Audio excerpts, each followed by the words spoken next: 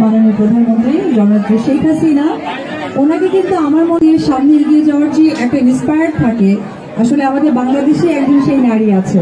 তো এটা আমাদের চরম সৌভাগ্যের ব্যাপার, মানে তার আদর্শ নিয়ে কিন্তু আমরা এগিয়ে যাচ্ছি।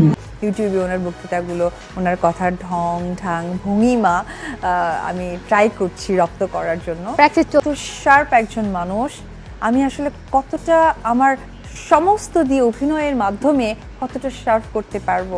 আমরা চাই, আমরা মনে প্রাণে চাই শেখ হাসিনার সিনেমাটি অপু বিশ্বাস করুক। হাসু আপার চরিত্রে আমরা অবশ্যই অপু বিশ্বাসকে দেখতে চাই। তাতে আমরা হাসু আপার আরও যে গুণাগুণ রয়েছে সে সম্পর্কে বিস্তারিত জানতে পারবো। তার চেয়ে বড় কথা, শেষ সময়ে হাসু আপা যেভাবে চুপিসারে দেশ ত্যাগ করেছেন সেই দৃশ্যটি খুব সুন্দরভাবে ফুটে উঠবে সিনেমাতে, এবং এই দৃশ্যটি অবশ্যই রাখা হবে সিনেমাতে।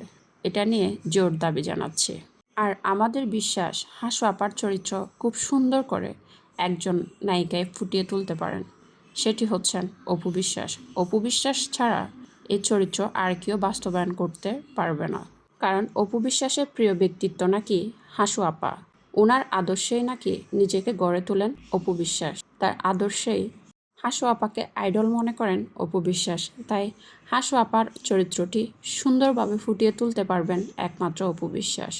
তাই আমরা চাই হাসু আপার চরিত্রটি অপু বিশ্বাস করুক এবং হাসু আপার সিনেমাটিও অপু বিশ্বাস করুক, কিংবা সিনেমাটির নির্মাণ হোক।